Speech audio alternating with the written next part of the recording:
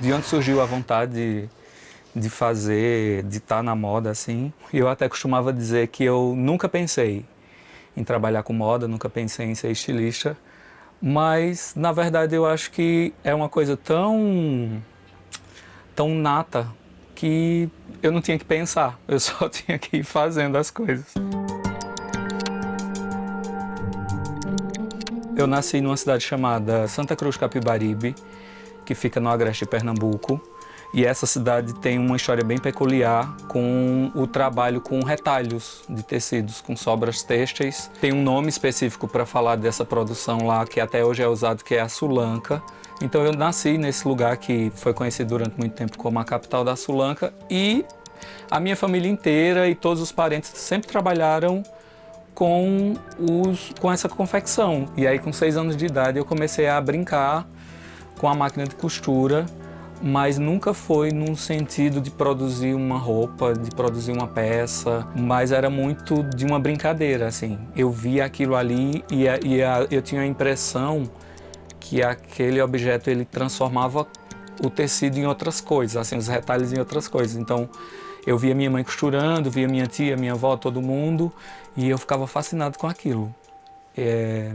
E aí passei a, escondido, porque minha mãe dizia que era coisa de menina, costurar, mas quando ela não estava em casa eu ia lá e costurava de tudo, assim, eu testava papelão, plástico, e hoje, vendo muito dessa infância, eu percebo que meio que o processo, a metodologia que eu acabo desenvolvendo agora quando vou desenvolver um projeto para um desfile ou para qualquer outra coisa que seja, é muito parecido com esse processo dessa brincadeira, sabe? Com a máquina e depois não mais com a máquina, com outras matérias-primas, assim.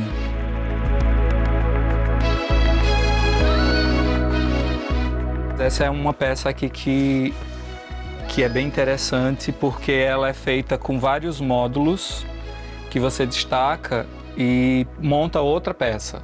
Então é o objeto modular vestível Sulanca, e daí aqui acho que tem 8 módulos e monta essa que seria uma jaqueta aqui.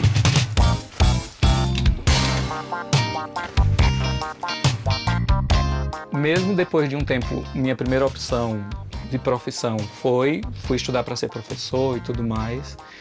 Só que aí, depois de um tempo, essa coisa com a costura e com o desenvolvimento de produto, que eu já fazia desde criança, mas nem sabia o que era, não sabia nominar, as pessoas começaram a me rotular como Jorge Feitosa ou estilista.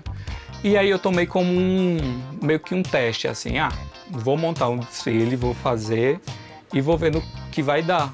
Ver se realmente esse caminho da moda, de ser estilista aí, vai ter algum rolê. E aí comecei a projetar isso e dentro disso o processo era muito o processo que eu via minha mãe fazendo ali. De pegar os retalhos e fazer as peças a partir dessa matéria-prima, né? E aí já comecei com esse primeiro desfile em 2003, pensando muito a partir do imaginário do masculino, que eu sempre fazia roupas para mim, então fui nesse lugar do masculino e era um desfile de masculino onde todas as peças eram partes de baixo e eram calças ou bermudas. E naquela época eu não entendia, mas hoje olhando eu entendo que eu só estava completamente imitando o que a minha mãe fazia, assim.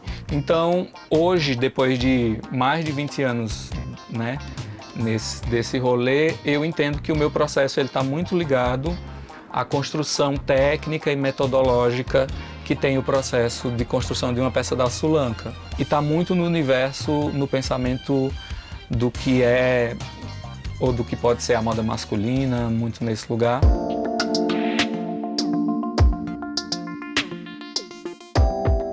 Não é só de resíduos que eu produzo. Eu produzo com um denim maravilhoso de parceiros, sabe? Com uma malha maravilhosa de outros parceiros. Porque também, para o projeto existir, o desfile existir, eu preciso dessas parcerias, desses apoios. E eu acredito muito assim, num caminho que eu estou percorrendo, e eu espero que um dia a gente não tenha tantos retalhos, tantas sobras, sabe? Até quando a gente vai ficar cuidando do nosso lixo nesse sentido, assim? Porque senão a gente cai na balela de uma empresa que não está nem aí necessariamente para o que ela produz como resíduo. Quando acontece o corte, ela vai lá e fala assim, doei, aí o problema não é mais meu, sabe? Então eu tenho medo dessas armadilhas, assim. E uma peça que eu acho bem interessante também é essa jaqueta aqui, a jaqueta Sulanca, que foi do primeiro ajuntamento que eu fiz, assim, para valer, pensando nessa ideia do autoral, sabe? De todo esse trabalho, esse desenvolvimento. Então ela é super elaborada, assim, com os retalhos e os recortes.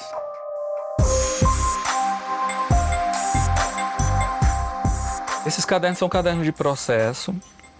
Esse aqui, por exemplo, é do ajuntamento Retrato, que é assim que eu chamo as coleções, né, ajuntamentos. E daí eu fiz dedicado ao meu pai.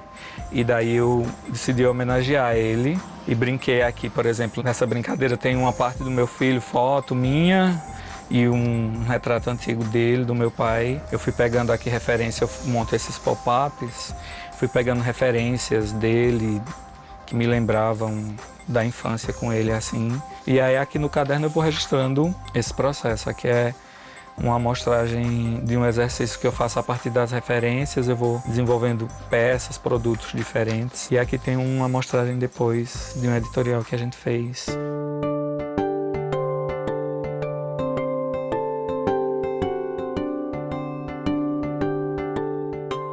Em relação à questão da moda com o social, eu acho que completamente ligados, assim, né? A pessoa que diz assim, eu não ligo porque eu estou usando, eu uso qualquer coisa, ela está usando o que a indústria está descartando e que foi sobrar num tabuleiro ali de uma loja a R$10 ou numa loja de R$9,99 qualquer peça.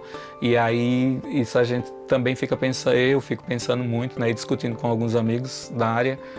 Gente, como que pode uma loja dessa existir, sabe? Porque para uma peça custar R$9,90 ou todas as peças da loja custar R$9,90, vamos parar um pouquinho só para analisar a cadeia social que está por trás disso, né? Dessa produção. Quem é que produz isso? Quanto recebe quem produz isso? Então, socialmente ela interfere em tudo, assim. É uma coisa que eu penso que a marca hoje, ou o que eu faço hoje, pode contribuir de uma outra forma, não necessariamente fazendo a roupa e não necessariamente fazendo um desfile, sabe? Vai ser muito mais proveitoso, estando principalmente do lado de várias outras pessoas.